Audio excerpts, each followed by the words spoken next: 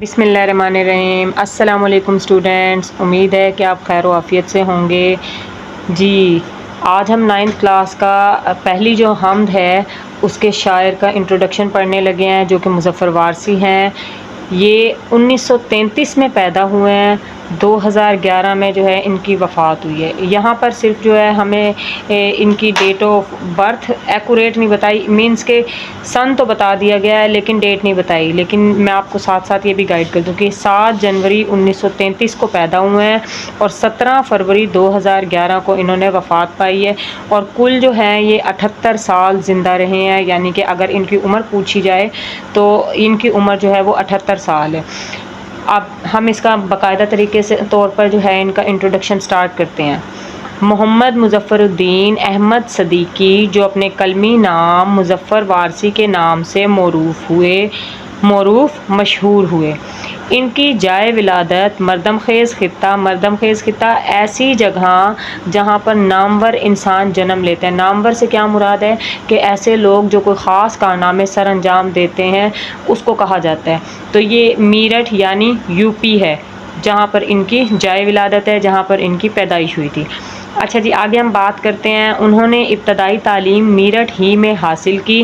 پاکستان کا جب قیام عمل میں آیا تو وہ بھی اپنے خاندان کے ہمراہ کراچی آ گئے۔ جیسے ہی پاکستان بنا 14 اگست 1947 میں، تو یہ بھی اپنے خاندان کے ساتھ جو ہے کراچی آ گئے تھے اور یہاں پر انہوں نے اپنی تعلیم کو جاری رکھا۔ آگے ہے جی، مظفر وارثی ابتدائی عمر ہی سے بڑے ذہین و فطین تھے، بڑے ذہین قسم کے انسان تھے، بڑے سمجھدار تھے۔ 1950 میں باقاعدہ شاعری کا آغاز کیا۔ جی 1950 سے انہوں نے اپنے شاعری کا آغاز کیا، جبکہ 33 میں یعنی کہ 1933 میں پیدا ہوئے اور 1950 تک ان کی عمر جو ہے وہ تقریباً 17 سال تھی اس وقت، جہاں سے انہوں نے باقاعدہ شاعری کا آغاز کیا، جو تادم واپسی جاری رہا، یعنی کہ مرنے تک جو ہے وہ جاری رہا، مرنے سے پہلے تک۔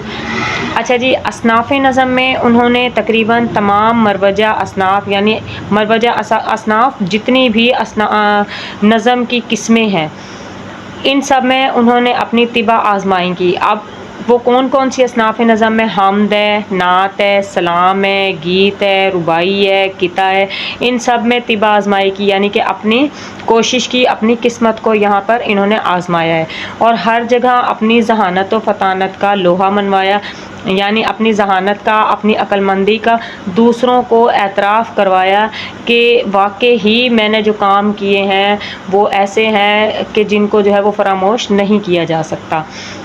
تاہم حمد و نعت پر توجہ مرکوز رہی اور یہی دو اصناف سخن ان کی شہرت اور وجہ شہرت قرار پائیں۔ یہی دو اصناف نظم جو ہیں، یعنی کہ جتنے سارے ہم نے پڑھے ہیں ان میں سے ان دو میں انہوں نے جو ہے وہ بہت زیادہ شہرت پائی ہے۔ حمد میں ان کی حمد لم یلد و لم یولد اور وہی خدا، اور نعت میں میرا پیمبر عظیم تر ہے، زبان زد خاص و عام ہے، یعنی ہر عام و خاص کی زبان پر جو ہے ان کی یہ حمد اور ان کی یہ جو نعت ہے وہ جاری رہتی ہے۔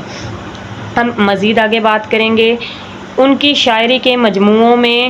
اچھا، ایک اس کے ساتھ بات کا اضافہ کرتی چلوں کہ ان کی نعتیں جو ہیں وہ پاکستانی ٹیلی ویژن اور ریڈیو پر جو ہے وہ بکثرت نشر ہوتی رہی ہیں۔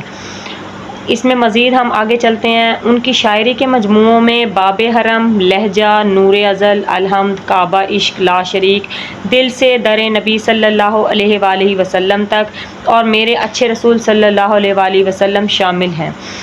ان کی تمام شاعری کلیات مظفر وارثی کی صورت میں بھی شائع ہو چکی ہے۔ کلیات کہتے ہیں جی مکمل کو، یعنی کہ ان کی شاعری کا جو جتنی بھی انہوں نے شاعری کی ہے وہ مکمل ایک کتاب کی شکل میں جو ہے وہ شائع ہو چکی ہے۔ حکومت پاکستان نے ان کی ادبی خدمات کے اعتراف میں انہیں 1988 میں پرائڈ آف پرفارمنس سے نوازا۔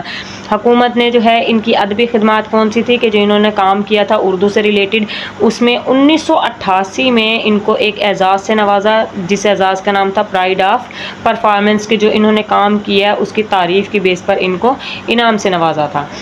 مزید آگے ہے، مظفر وارثی کو اردو کی موضوعاتی شاعری میں ایک اہم مقام و مرتبہ حاصل ہے۔ انہوں نے بالخصوص اردو حمد و نعت کو ایک نئی جہت دی، ایک نئی راہ دی۔ فکری اور فنی ہر دو اعتبار سے ان کے تمام حمدوں اور نعتوں کا ایک ایک شعر موتیوں کی طرح لڑی میں پرویا ہوا لگتا ہے، یعنی ایسے لگتا ہے ان کی حمد پڑھیں یا نعت پڑھیں کہ ایک ایک شعر جو ہے وہ موتیوں کی طرح لڑی میں پرو دیا گیا، جیسے ہر موتی ترتیب سے محسوس ہوتا ہے، تو ان کے جو اشعار ہیں، حمد ہیں یا نعت کے اشعار ہیں، وہ ایسے محسوس ہوتے ہیں کہ جیسے وہ بالکل ترتیب سے ہیں اور ان میں کہیں بھی کوئی بھی آگے پیچھے نہیں کیا ہوا یا کہیں بھی کوئی کمی نظر نہیں آتی۔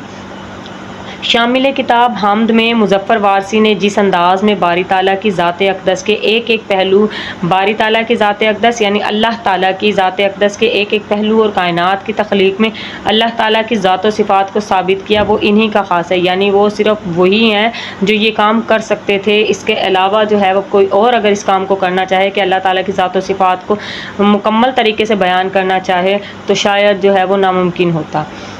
ان کی یہ حمد ہر خاص و عام کی زبان پر جاری ہے۔